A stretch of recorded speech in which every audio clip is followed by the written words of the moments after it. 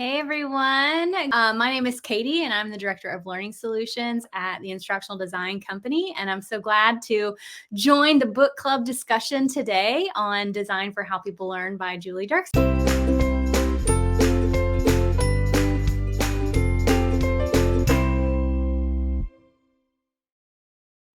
And so we have kicked things off a couple weeks ago. We're on our second section of the book this time as we discuss things as aspiring instructional designers. So we'll just be having some great chats today with both of our discussion leaders. I have with me Joanie Musser. Hello, Joanie. Thanks for joining us again today. And Julie, I'm so glad that you'll be joining us for today's discussion. So awesome to have you both. Awesome. Well, Julie and I are here, and we're really excited that you're joining us in the community. And as we go through and chat about some of the topics and interesting finds that we read about in chapters 4, 5, and 6, we really want you to make your comments and talk to us in the chat as well. How do we remember? This chapter, Julie Dirksen really talked about how we pay attention and encode information. And she talked really intently about the different types of memory. And then in chapter 5, how do we get the learner's attention? How do you know if they're not paying attention? So there's some cues and some tips that she gave in chapter 5. And then for chapter 6, it was really about how to design for knowledge. And she talked about the challenges. How will learners remember? Do they understand? How much guidance do they need? And what's really interesting about the information in these 3 chapters is that they all fit really, really nicely in with Gagne's 9 events of instruction. So a few of our questions, or at least one of our questions today, is going to be discussing that integration and how, if we follow Gagne's 9 events of instruction, we can capture a lot of what Julie Dirksen captured in these 3 chapters. So, Julie, let's start off. And first off, I want to know, what new ideas did you discover in the reading selection? So I wouldn't say that it's necessarily a new idea 100%. What really fascinated me about the book was her comparison to shelves. I loved that comparison. That analogy it's so accurate for this particular concept. The more shelves that you can put your information on, the more access you have to it. And knowledge is all about having access and being able to pull it in when you need it. So I really, really appreciated that. And I think that's the biggest thing I got out of the book, that and the elephant, which I'm sure we'll talk about later. Yes, we will. That elephant analogy was fantastic. I mean, Yes. to make that our learner and how we have to give it instruction was fantastic. Fantastic. Katie, did you have any ideas that you really thought were prominent that popped out to you? I want to build on what Julie said, is that the idea of the shelves and inside your closet. I liked that analogy of like putting things in a closet and thinking about your closet as like, I don't know, it's my age a little bit, but Clueless, like Cher's closet in Clueless, which was, in the 90s, which was so cool. She would have a computer screen and the outfit would just come out, like having that really technological closet where you're just like pulling things out. It's really smart. Think of that as your memory and putting things on a shelf inside that closet. So that was really cool because I like to see that visual part of the story. And I also appreciated chapter 5, which is all about the learner that is attracted to the shiny things. And that's really what I am a part of. And that's what I felt like, oh, good, a whole chapter for me. Thanks. Because I feel like the elephant of my brain is in control all the time. And my writer is probably asleep all the time. So it's just it's going wherever it goes, whatever shiny is. So it was really cool to see that explained out in a way that really made sense. Yeah, I agree. It's like those categories or those associations that we make. And when we are working with learners of any age, we really need to help them make connections to what they already know so they can go to those different shelves and pull off, or those different parts of their closet and pick out what pieces they may already know so that they could connect the new information. And Julie Dirksen makes a good point about those shelves and connecting that information when you're trying to relearn something, because you have to know what you already know and think about what you think you know so you can maybe learn it in a different way. Now, my takeaway was a little bit different I love that, but mine was a little bit different. I had a couple pages that I was like, this is interesting. First off, y'all need to mark page 90 and 91 in your book. If you have it, if you're on the ebook, that would be take 2 pages away. I believe it would be then like 88 and through 89. And it's how to bake an apple pie. And I just have to laugh out loud because think about chunking content. If you give instructions and it's like everything all at once, people are going to get lost. But if you can break it down into little bitty sections, then it's easier to digest, right? And I think in our last discussion, we talked a little bit about Ebbinghouse's learning curve and how we need to break things apart and chunk the information. So I just thought that this piece really, with that apple pie example, really kind of like brought it full circle. Yep. Yeah, that was kind of fun. And I just go bake an apple pie now because I have the instructions. The instructions were so clear. It's really good to have it chunked up. Let me pull some things in from the chat. We've got some things that people have put in.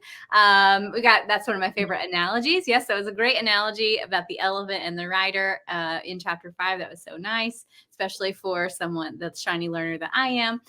We got another one that retrieval is an important part of memory was interesting. So retrieving that information, that was a really good point as well. Abby also mentioned that why storytelling is so important. And she says, I knew how important sharing stories is, but the neuroscience and the memory science behind it is really important. Yep. So there's a lot about that on page 138. There's some storytelling and scenarios and how they create immediacy, how they create interesting dilemmas, but you use actual consequences rather than feedback when you're giving when you want learners to make choices. So we talk about feedback a little bit later. I have that as one of my key topics to talk about. I think you're really going to like that piece, Abby, because it works right in with that storytelling. Well, that then brings us to reflecting on Gagne's 9 events of instruction and how it blends so well with these 3 chapters. So based on the information in these chapters, then, Julie, what instructional elements might you consider when designing a learning solution? Well, I think that in the very beginning of Gagne's, the first step is gaining the attention, right? Mm-hmm. And I think it's really important to make sure that you capture the attention of your audience. And part of that is relevance to what they do. Can they use it? If it's irrelevant, then it's almost impossible to gain their attention. So I think it all starts right there. But as we were discussing earlier, Gagne kind of weaves in and out of her book. You can kind of stamp her book with, like, if we had a stamp of Gagne, we could go and stamp throughout her book where different principles. Let's make one. That would be great. I have an outline that did that already, so I'm going to share it in the group later. I have to take my personal comments out, but then I outlined it. So I love that analogy. Really. Yeah.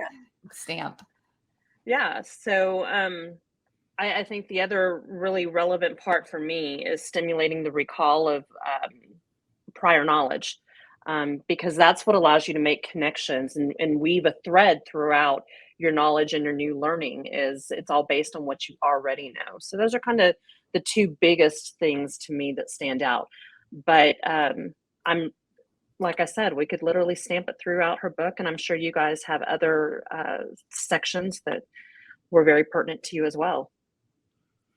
I'm going to kind of go back to where you were talking about making connections. She talks about, we talked about that a second ago in those shelves in our closet. Right. But something else that I thought was interesting that the author brings up, Julie Dirksen brings up, is how to engage the interest and curiosity on an emotional level too, right? So it's not just what they already know, but it's kind of like how you can make them feel about the information and how to gauge how important we think it is, right? Like as an instructor or an instructional designer, we might think, oh, this is really great stuff right here. But the learner has to make that connection as well. And I think that's a key element for most of us when we're designing our learner personas or we're doing a learner analysis. We really not only have to think about what they know in a context level, but what our learners know or have experienced in that emotional piece as well.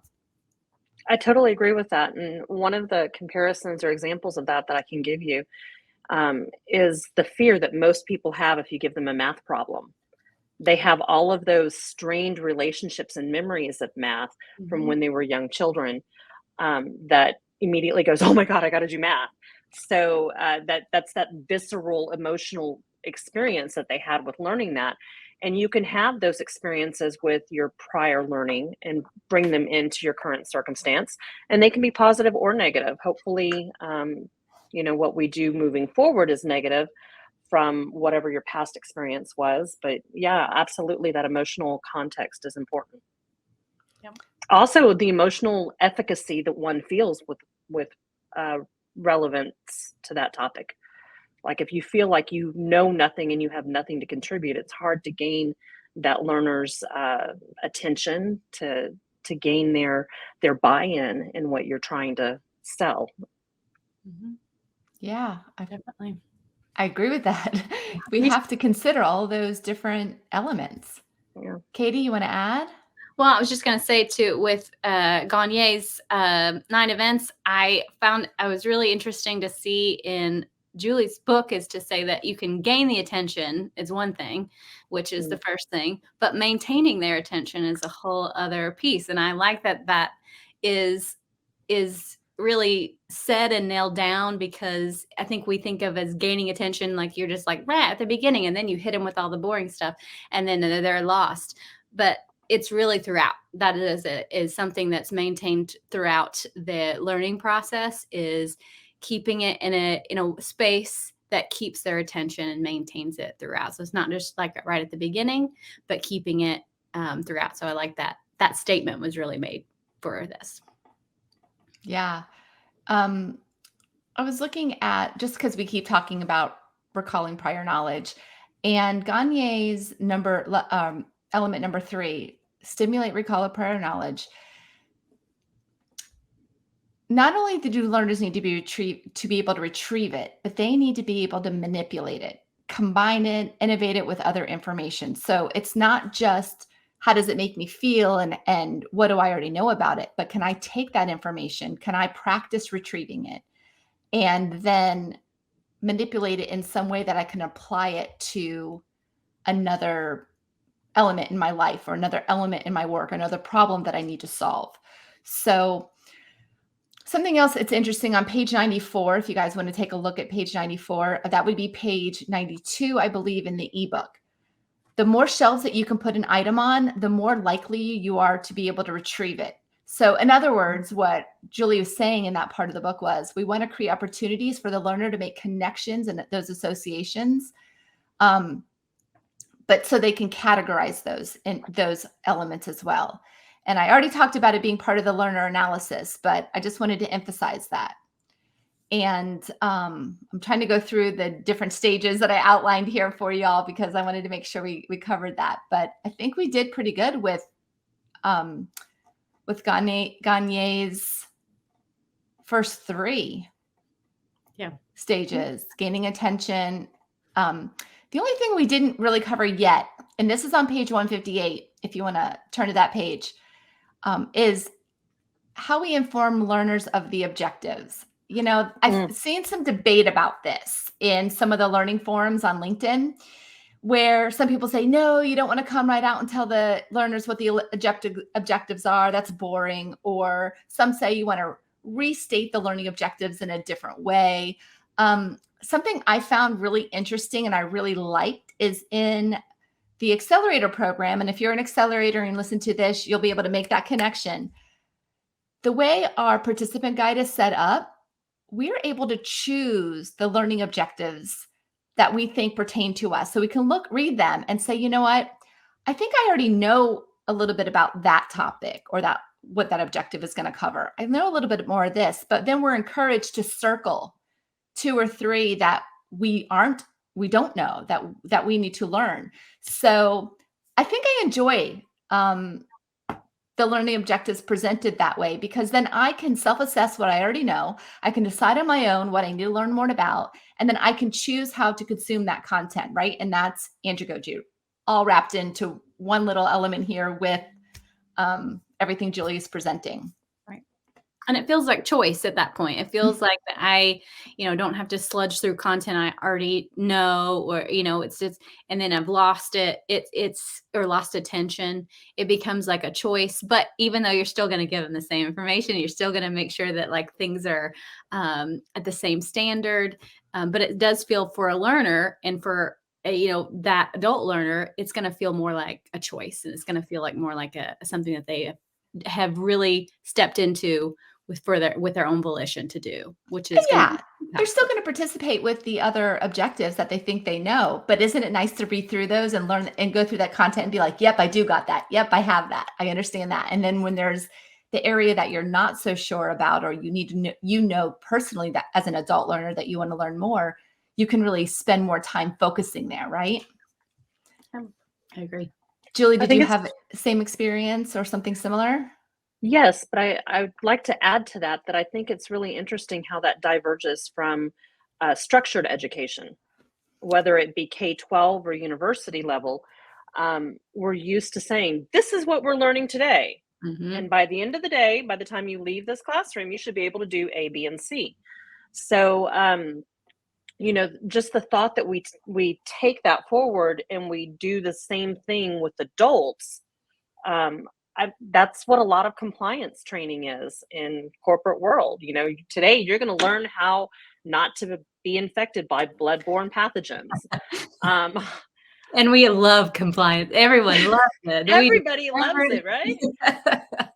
But it would be so much better if, the compliance department would send you an email and say, hey, do you need a refresher on A, B, C, D, or E? Select the one you want to do. And then maybe, people would be more willing to do their compliance training. But if you just take that a step further into the other trainings that are available, right? Just giving the learner choice is always a great. So page 132 has different ways to engage the elephant. So if you look at page 132, and while you're turning your pages and before Julie starts to talk, I would just want to say this makes me think of the WIIFM. What's in it for me? That's what we really have to think about when we're building our courses, our learner personas. What is in it for this learner? What's going to make them want to participate and have some intrinsic motivation, right? So take it away, Julie. Talk about the elephant. Well, the elephant is really curious. I think the connection that I really made with the elephant was I was reviewing my readings today before I hopped on here with you guys, and learning is social. And so despite the fact that I had read the entire chapter about the elephant and the shiny new things and, things that can be detrimental to the elephant's learning and things that can help the elephant's learning, I hadn't really paused to consider its social nature. And they're social learners just like we humans are. And we need that collaboration, that discourse, that conversation, bouncing off of one another ideas.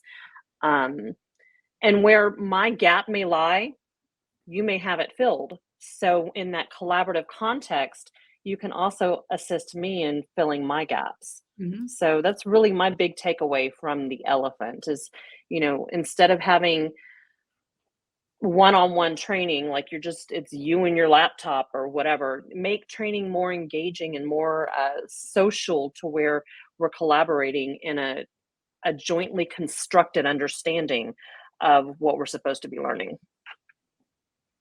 I agree. Yeah, totally. Yeah. And we still have a little shiny object. I wanted to also talk a little bit about cognitive load and the different types of way to increase friction with our learners so they're more engaged, but not too much where they experience cognitive load. So if you're looking in the book, that's on page 166 to 167. Talk about John Sweller's cognitive load theory. And I'm just curious if you want to put it in the chat, or Julie or Katie, if you want to talk about it really quick, what are your thoughts on that section? I felt like it was kind of also she touched on dissonance with the purple dog as well. So it's kind of like creating that friction. And I've heard that dissonance described as, what we think we know and new information. And in the middle is pain, because we're trying to make those connections. And sometimes it can be really, that friction is really important to make those new connections. It's we remember it. It's more powerful. But if it's too hard, we just kind of block it out. Like we just cut off that connection from even getting there. So creating enough friction where they have to work for it, like it's something that to get there, but it's also powerful enough for them to remember, and it becomes something learned.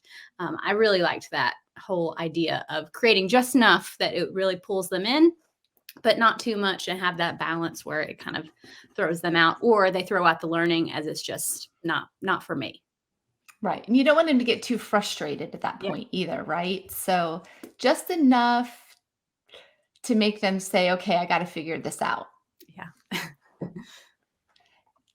And let's see, I'm going to see if there's another section that I wanted to bring up. Julie, did you want to add anything to that? Well, I would add that I've heard it referred to as productive struggle.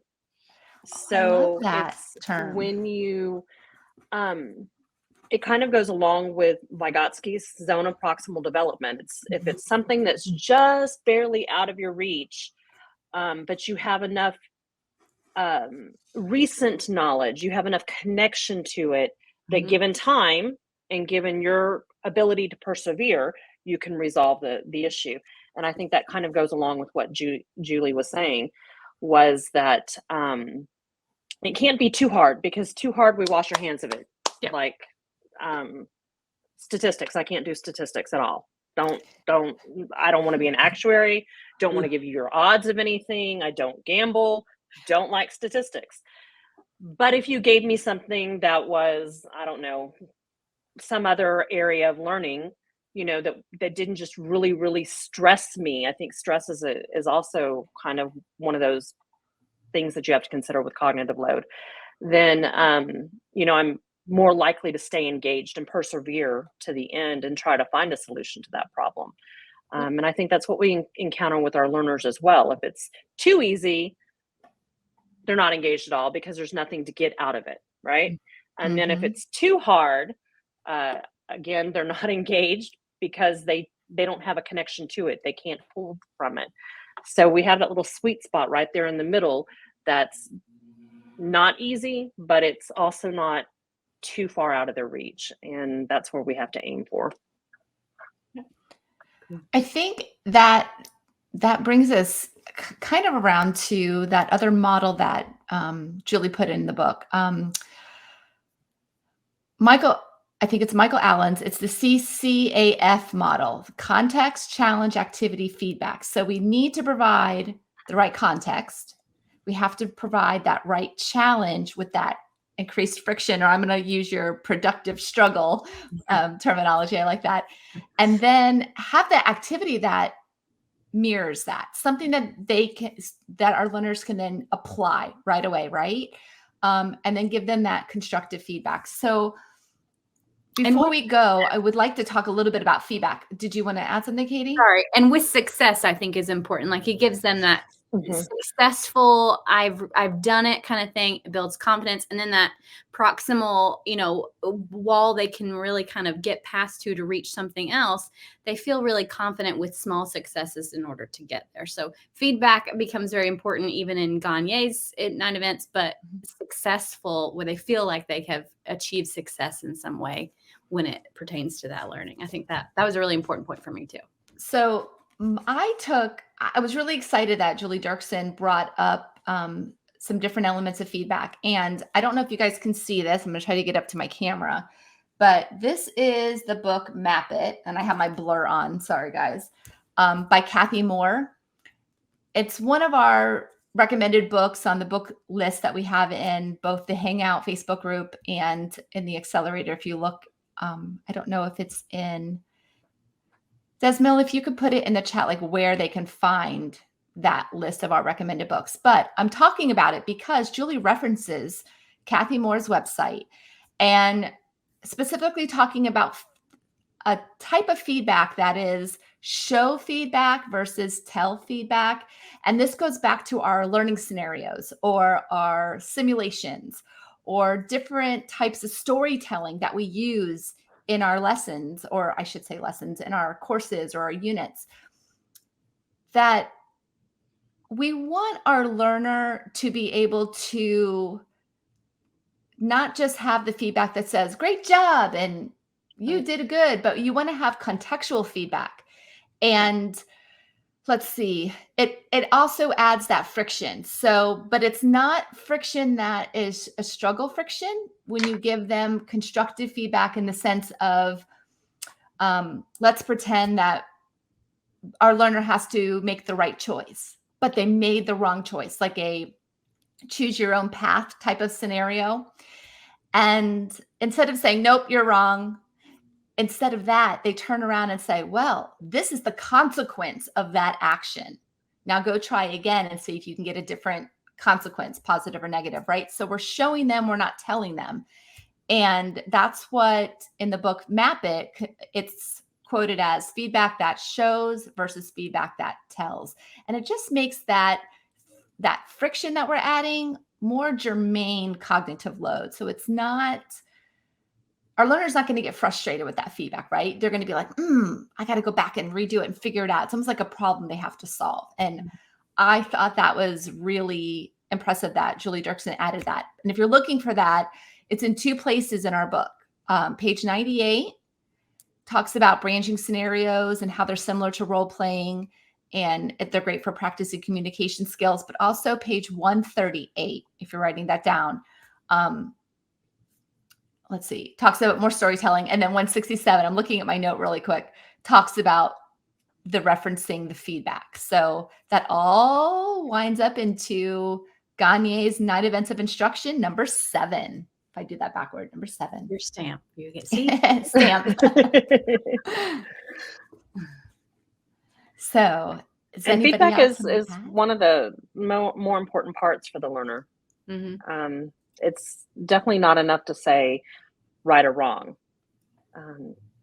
At that point, it's still not a learning experience until they can learn from that error, or even learn from doing it right, how to do it better next time. Mm-hmm. We as learners, because we're all learners, I think, we need the feedback in order to continue the growth. And to teach others, because that becomes the best learning, is that you take it on and you're able to teach others, and then you just continue to do that. It becomes more stored memories. It, like, all these things really.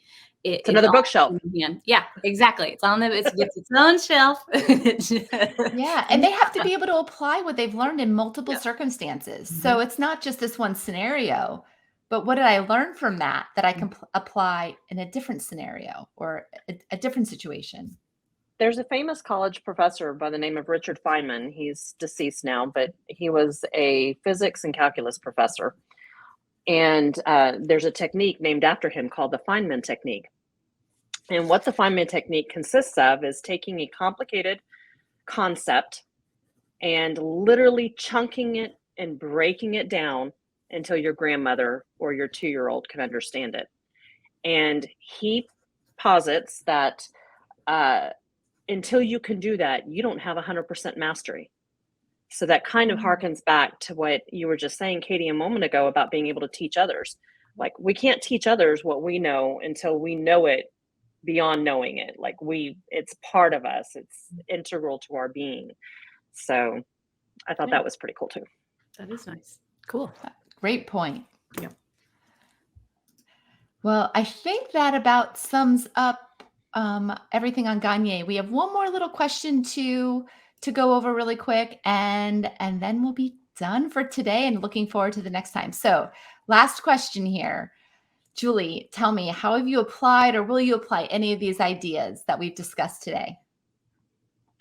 There is so much that I apply in what I do. I manage the professional development for secondary teachers in my district. And when I took the position, it was the most boring position in the entire world. It was monotone PowerPoints with like terrible clashing graphics. I and remember those days. Those are tough. Those are I tough mean, days. Yeah. and half the time it wasn't relevant to the teachers. Right. So like one of the first things I work on is making sure that I'm hitting their pain point. Like, am I meeting a need that they have? Yeah. And if I'm not meeting a need, I'm wasting my time and theirs. So, and then beyond that, going into Gagne is that like, I may not have to execute all 9 steps, and I may not be able to do it with fidelity because honestly, I just began this transitional process this calendar year. So I'm not perfect at it, but I know that in the trainings that I do provide for my district now, I intentionally seek opportunities to incorporate what I'm learning from the Accelerator program, from my readings, from engaging in activities like this, because I want to see a change. I got involved with education in the first place, K-12 education, because I felt like it was a crap show for my children. And now I've transitioned into like education of adults because I feel like it's a crap show for adults. We just keep pumping out the same old PowerPoints year after year that are boring, that nobody wants to sit in front of and listen to for 2 hours. So I'm really trying to be very intentional in incorporating all of these things that we're talking about: primacy, recency, working memory, the shiny objects, not having too many of those. Also, motivation and rewards was a big thing that I pulled out of this book. We know that extrinsic rewards are less effective than intrinsic, but how does that transition into teaching adults? Mm-hmm. Like, Yeah. how do you tap into the intrinsic motivation of adults? Because that's integral to their learning. If they don't have a motivation for it, then it's unlikely that they're going to commit that to their long-term memory, which is really the goal in the end. We want them to learn it, remember it, and be able to use it and apply it in the future. I think that is one of those strategies, or one of those elements, let's say it's an element, that teachers transitioning into instructional design, going from teaching children to adults, find it hard to figure out how to create those intrinsic rewards instead of, I'm going to give you candy if you do your homework. You can't really do that with adults, right? So page 157, I'm glad you brought that up. I just looked it up really quick. That's where Julie Dirksen talks about making rewards intrinsic. But I also wanted to point out, because it made me think, even in the Accelerator program that we mentioned before, I think in our Facebook group, we can get to it as well. But I know, and I think that's where you guys have it housed, but we can go and look at an online gallery of instructional design portfolios to help inspire us and showcase some of our accomplishment. Yep, I agree. I was trying to find our brag page, but yes, for IDC, I agree that can become such a nice place to find some inspiration for what you're looking for, what you want to do, and to feel like if you're really stuck wherever, that you can really reinvigorate your own learning process for whatever you'd like to get to, whether it's helping former teachers or current teachers or anyone in the field. I think that's a great place to be. Yeah, absolutely. And to answer this question, I feel like it's a lot of great reminders and a great ways for me to think about my own learning. I got a whole chapter to myself on chapter 5 about the shiny learner. So just for how I take and process information and how to make sure that I'm incorporating all different types of learners that might be looking for different motivations and what they are thinking behind why they're getting that information. It helps me keep all of that in mind, not just those that are looking for the disco ball of the learning course. Training. Even though that's what I'm looking for. So lots of good stuff for us. Katie, do you want to take us to the last slide? Let's talk about what we're going to do next time. But we're going to cover chapters 7, 8, and 9. So mark your calendars, set your alarms, start reading, make your notes, get your sticky tabs all put away, or put them in your book, get everything marked, and All right. Bye, everybody. We'll see you next time.